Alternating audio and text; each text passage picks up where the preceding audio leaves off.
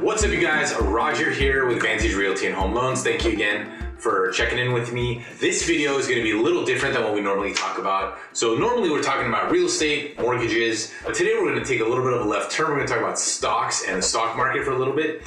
Indirectly, it does affect mortgages, it does affect interest rates, it does affect home buying. So let's just dive right in. So if any of you have been following the stock market, you guys are aware that the stock market is at all-time highs.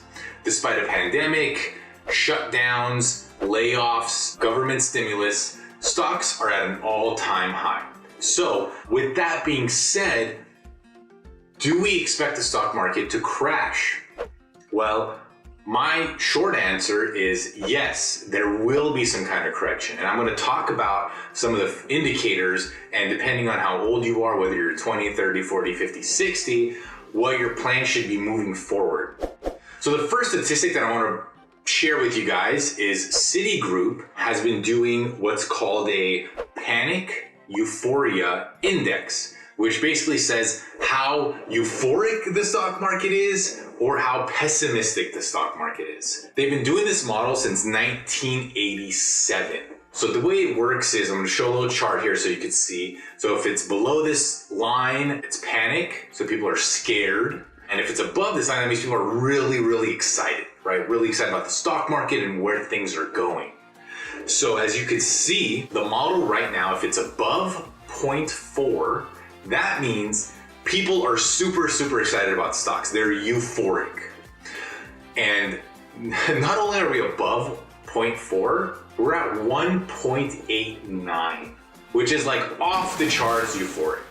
So that brings me to a little quote from Sir John Templeton, very, very famous British investor. He said, "Bull markets are born on pessimism, grown on skepticism, mature on optimism, and die on euphoria."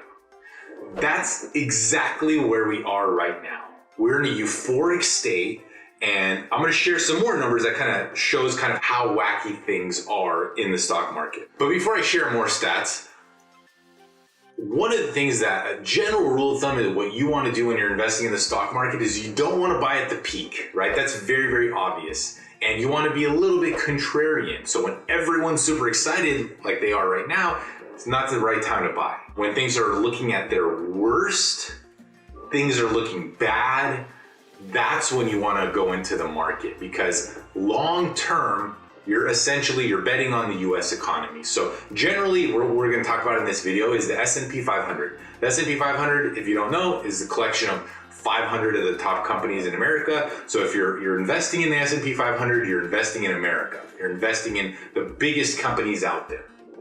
Long term, we know all of those are going to do well. So for example, let's say the 2008 housing crash, right? So when housing crashed, everyone was scared, fearful.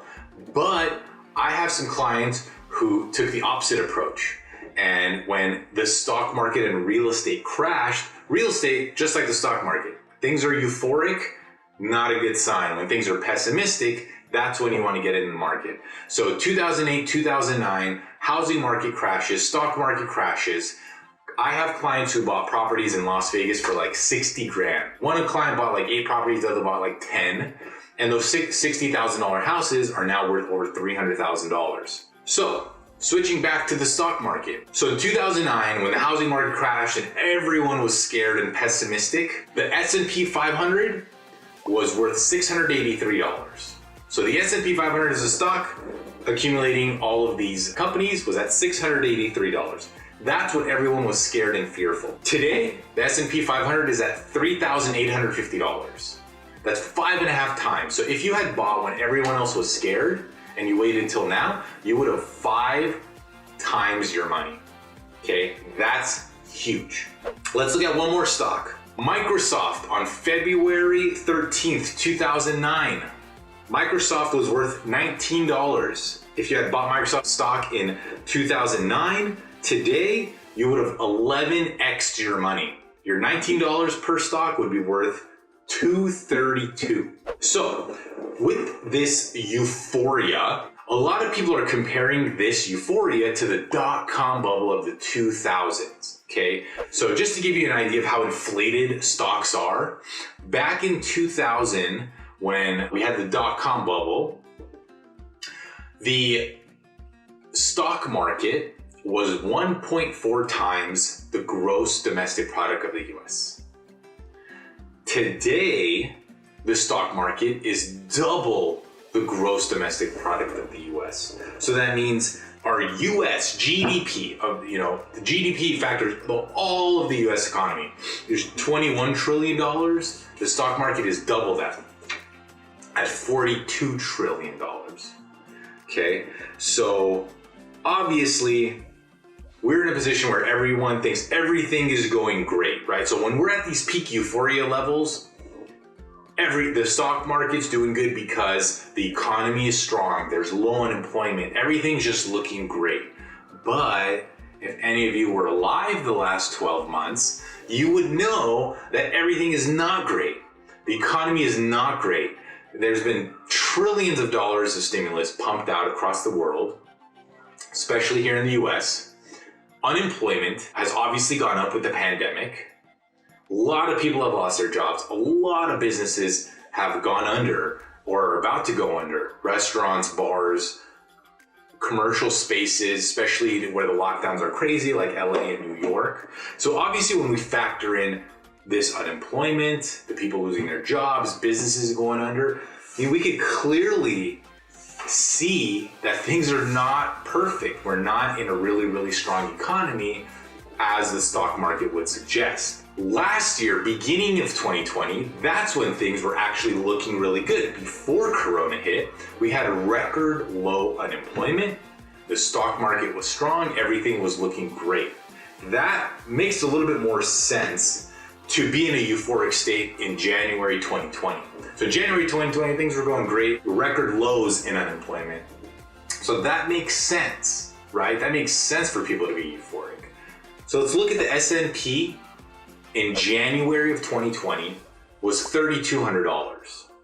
Okay, so before the pandemic hit, S&P was at $3,200. Today, after the pandemic has hit and we're still slowly recovering, the S&P is at $3,857. That's almost a 20% increase from January 2020 to January 2021. Over the past 12 months, a 20% increase in the S&P 500. Now, anyone who's just simply a logical, common sense person can understand that there's something not right there. It doesn't feel right that the S&P is 20% higher after all the damage that's been done to our economy from the coronavirus pandemic. So what do you do? What do you do if you're starting to invest in the market, or you already have money in the market, or you're near retirement? So if you're older, if you're in the 50s and 60s and you're eyeing retirement, this may be time to talk to a financial advisor about this environment right now in stocks. You may want to move some stuff around, okay? Because if there's a crash coming, you don't want to lose half your stuff. Now, if you're younger, let's say you're middle-aged, like 40, what I'm going to do in this situation is I'm going to continue investing in the market through my retirements, my Roth IRAs, 401k, SEP IRA, whatever. I'm going to continue investing, but if I see a crash, I'm going to double down. I'm going to increase my investments, because if things crash or correct in the market, I know we're going to pass these levels again at some point in the future. And of course, the US economy is going to continue to grow. That's a no-brainer. So I'm going to double up if stuff crashes. If the S&P goes down, I'm going to double up my investments. If I was 20 years old, I probably wouldn't start investing at this moment. I would wait a little bit. I would probably wait 6 months to see how things are going to shake out. Or what I'm going to do is I'm going to start investing a smaller amount, and I'm going to try. I'm not saying you're going to time the market, because that's always hard to do. I'm going to invest slowly. If things start going down, I'm going to increase my position. Okay, so I'm gonna increase my position if the S&P drops to $2,000, $1,500, which would be a pretty huge crash, 50% crash. I'm gonna double down. I'm gonna buy more Microsoft. I'm gonna buy more Apple. I'm gonna buy more Home Depot, and that's gonna be my position if this does happen. Another recent example that we saw of this euphoria was with Bitcoin in December 2019. So everyone was talking about Bitcoin. Everywhere you turned, price went to 20,000, off the charts euphoria, and then we all saw what happened after that. We saw a major crash. It's obviously doing well now, over 30,000, almost 40,000. I have a huge position in Bitcoin, but that's another example of how you can, see this euphoria in the markets and then a crash or correction immediately after. So how does all of this affect mortgages, interest rates, and real estate? So just to keep it real simple, if the stock market crashes, investors are going to move their money into bonds. That's going to cause rates to go lower.